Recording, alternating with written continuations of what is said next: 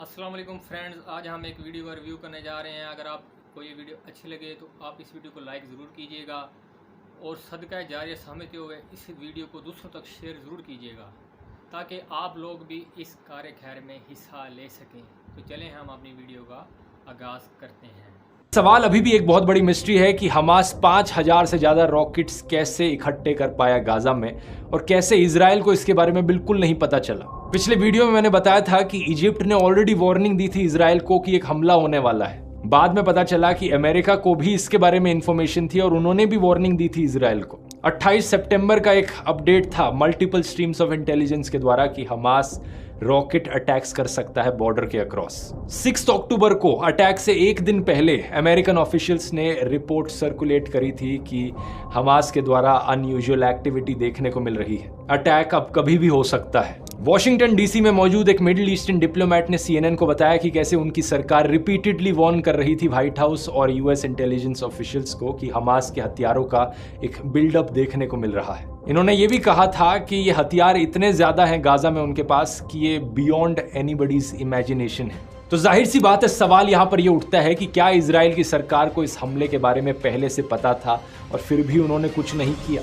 यहाँ पर इजराइल की इंटरनल पॉलिटिक्स पर भी एक नजर डालो। इसकी बात मैंने इस वाले वीडियो में करी थी कि पिछले कुछ सालों से इजराइल की पॉलिटिक्स काफी अनस्टेबल रही है। बहुत सी इलेक्शंस हुई हैं और अभी के जो करंट प्राइम मिनिस्टर हैं बेंजामिन नेतन्याहू, उन पर फ्रॉड का चार्ज लगा है, ब्रीच ऑफ ट्रस्ट का चार्ज लगा है और 3 अलग अलग स्कैंडल्स में रिश्वत लेने का चार्ज लगा है। एलिगेशंस हैं कि बड़े बड़े बिलियनियर्स ने इन्हें पैसे दिए। ये इस चीज को डिनाई करते हैं, लेकिन करप्शन ट्रायल चलने लग रहा है नेतन्याहू के खिलाफ, जिसमें केस 1000, केस 2000 और केस 4000 है। ये ट्रायल्स पेंडिंग है और मैंने इस वाले वीडियो में बताया था कि कैसे प्रधानमंत्री नेतन्याहू यहाँ पर जुडिशरी में अदला बदली करने की कोशिश कर रहे हैं। इस प्रोसेस को बदलने की कोशिश कर रहे हैं कि कैसे जजेस की सिलेक्शन होती है। इजराइल की जनता इस चीज को लेकर सड़क पर आ गई थी और पूरे देश भर में प्रोटेस्ट भी देखने को मिले थे कुछ टाइम पहले। यहाँ राहत इंदौरी की वही लाइनें याद आती हैं, सरहदों पर बहुत तनाव है क्या, कुछ पता तो करो, चुनाव है क्या। जब से ये वॉर शुरू हुई है नेतन्याहू ने इमरजेंसी पावर्स का इस्तेमाल करके अपनी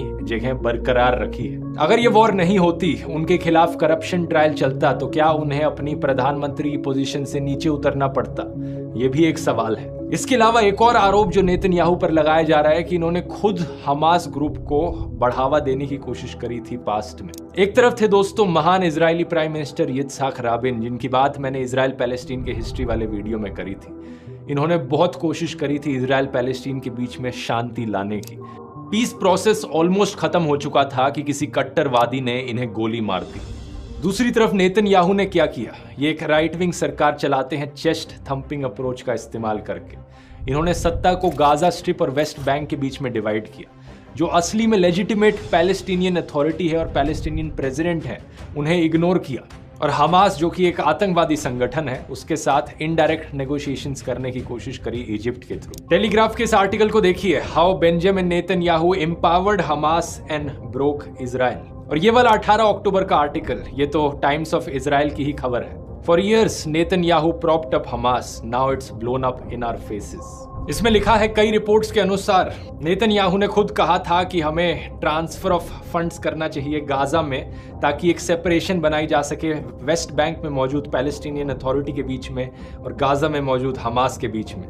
अगर ये दरार बनी रहेगी तो पैलेस्टीनियन स्टेट कभी नहीं बन पाएगी। इनकी एक कट्टरवादी पॉलिटिकल पार्टी के एक एक्सट्रीम राइट विंग पॉलिटिशियन ने स्टेटमेंट कही थी 2015 में कि इजराइल की पॉलिसी है पैलेस्टीनियन अथॉरिटी को एक बर्डन की तरह ट्रीट करो और हमास को एक एसेट की तरह ट्रीट करो। इजरायली सरकार ने कतार से आने वाले करोड़ों रुपए के सूट केसेस को गाजा में एंटर करने दिया हमास को बेनिफिट पहुंचाने के लिए 2018 में। ये जो सारी बातें मैं आपको बता रहा हूं, हो सकता है आपको शॉकिंग लग रही हो, लेकिन इजराइल में ज्यादातर आम जनता इन बातों के बारे में ऑलरेडी जानती है, क्योंकि थैंकफुली इजराइल का जो मीडिया है अभी भी आजाद है, सरकार की गोदी में नहीं बैठता। यही कारण है कि लेटेस्ट पोल्स के अनुसार नेतन्याहू की जो अप्रूवल रेटिंग है वो बड़ी तेजी से गिरती जा रही है जब से वॉर शुरू हुई है। एक रीसेंट पोल किया गया था, उसके अनुसार सिर्फ 29% लोग अब नेतन्याहू को सपोर्ट करते हैं। ये एक ऑल टाइम लो रीच कर चुका है। इजराइल में खुद अब प्रोटेस्ट देखने को मिल रहे हैं इनकी सरकार के खिलाफ। लोग अपना गुस्सा नेतन्याहू पर निकाल रहे हैं, प्लेकार्ड्स हाथ में लिए, Bibi you have blood on your hands, go to jail Bibi. एक और इंसिडेंट में गुस्से से भरे लोगों ने इजरायली कैबिनेट मिनिस्टर के ऊपर चिल्लाया हॉस्पिटल के बाहर, और मिनिस्टर को वापस मुड़ के जाना पड़ा। תלכו, עכשיו זה תורנו, אנחנו עכשיו נשאר פה, אנחנו נעזור, ימין, שמאל, עם מאוחד, בלעדיכם, אתם उस इंसान ने कहा अब हमारा समय आ गया है कंट्रोल लेने का, हमारा यानी इजरायली सिविलियंस का। इसलिए मैं कहता हूं दोस्तों, कभी भी किसी सरकार, संगठन या ग्रुप की अंधभक्ति में मत गिरा करो। हमेशा इंसानियत की साइड लो और आम लोगों की सोचा करो, चाहे वो इजराइल में रहने वाले आम लोग हो या फिर गाजा में रहने वाले आम लोग हो। हमास एक छोटा सा सवाल उलमा से, आपसे, कि जिहाद इस्लाम में कब मशरू हुआ? मक्की ज़िंदगी में हुआ, बासत के बाद, या मदीना में क़ुव्वत हासिल होने के बाद? हाँ, अल्लाह के नबी सल्लल्लाहु अलैहि वसल्लम की तालीमात और कुरान की तालीमात के मुकाबले में अगर मुसलमान और दुश्मन सामने सामने हो जाएं, तो कुरान की आयत के मुकाबिल अगर दुश्मन की तादाद मुसलमानों के दुगने से ज़्यादा हो जाए तो जायज़ है कि मुसलमान मैदान से हट जाएं, पीछे चले जाएं। ये जायज़ है। अगर मुसलमानों को ये मालूम है या किसी इस मुसलमान को पता है कि आप अगर किसी पर हमला कर रहे हैं, कोई इक़दाम कर रहे हैं, जिहादी कार्रवाई कर रहे हैं और नतीजे में आप कामयाब नहीं होंगे, ये यकीन है, बल्कि आपका और मुसलमानों का नुकसान होगा, तो ऐसा इक़दाम करना नाजायज़ है। किसी भी मौलवी से पूछिए, जो जायज़ बोले वो समझ जाइए कि वो यहूदियों का एजेंट है। बिल्कुल वाज़ेह है ये। क्यों? इसलिए कि ऐसा करना ला तुल्कू बिअयदीकुम इला तहलुका, कुरान की आयत है कि अपने आप को हलाकत में ना डालो, इसकी खिलाफ वर्जी होगी।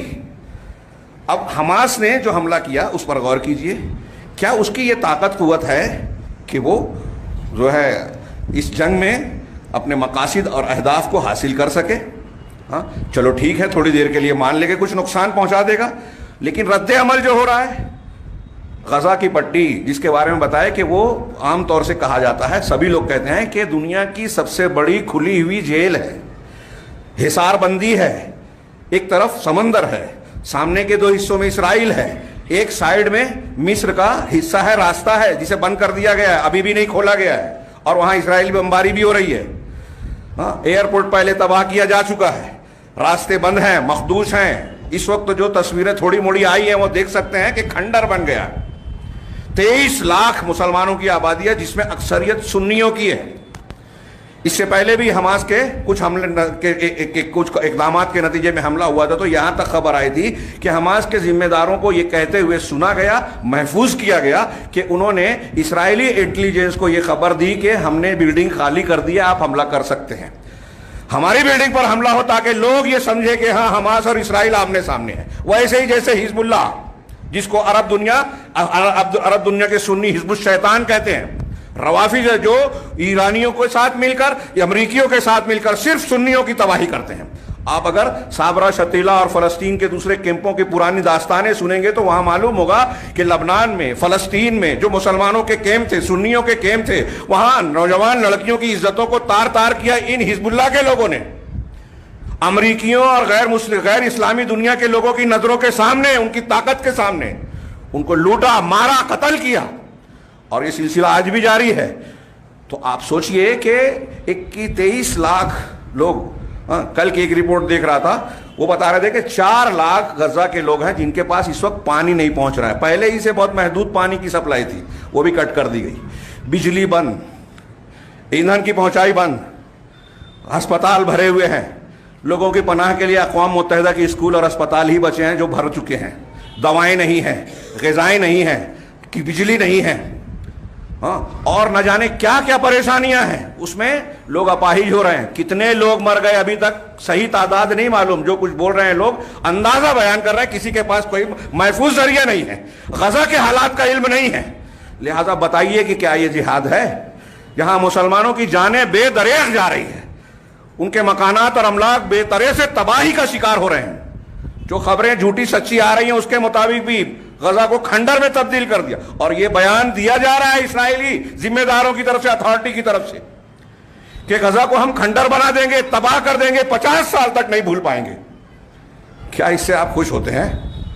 अपने बच्चों को वहां रखिए जहां उसकी टांग कट गई है, खाने के लिए खाना नहीं है, पीने के लिए एक कतरा पानी नहीं है, बिजली नहीं है, सोने के लिए खुली छत है, खुला आसमान है, छत नहीं है। और आप खुश हो रहे हैं कि इस्राइल के कुछ लोगों को कुछ नुकसान पहुंचा दिया गया। हैरत होती है। और इसमें भी जो है मसलकी नफ्सियात को तस्कीन पहुंचाने का सामान, कितना इन्हिदात और पस्ती है। मुसलमान कितने बेवकूफ हो गए हैं। ये दुनियाएं आलम कुफ्र अच्छी तरह समझता है कि इनको कैसे खुश किया जाए दो खबरों के जरिए से, और फिर इनकी ईंट से ईंट बजाई जाए, ये खुश ही रहेंगे। बाद में रिलीफ का, मेमोरेंडम का, एहतजाज का, यौम दुआ का ढोंग पहुंचाएंगे। मैं ढोंग कह रहा हूं। इस्राएली मुसलमानों के लिए हमदर्दी का मुजाहरा करने वाले मुसलमान अपने पड़ोसी का हक अदा नहीं करते, अपने भाई के साथ झगड़ा करते हैं, उनके हुकूक मार रहे हैं। आप अपने मुसलमान भाइयों को मार रहे हैं, वहां के मुसलमानों के लिए हमदर्दी का मुजाहरा कर रहे हैं। वो यहां आ जाए तो आप उनका भी गला काटेंगे, झूठ बोलेंगे, बेईमानी करेंगे, हक मारेंगे। कौन सा दीन है इस पूरे तनाजुर में? अगर आप लोगों ने अभी तक इस वीडियो को लाइक नहीं किया तो लाइक कर दें, बराए मेहरबानी आप इस वीडियो को लाजमी लाइक कर दें। लाइक करने से हमारी हौसला अफजाई होती है ताकि हम आपके लिए मजीद इसी तरह की इन्फॉर्मेटिव वीडियो लाते रहें। तो दोस्तों इसी के साथ हमें इजाज़त दीजिएगा। अल्लाह हाफ़िज़।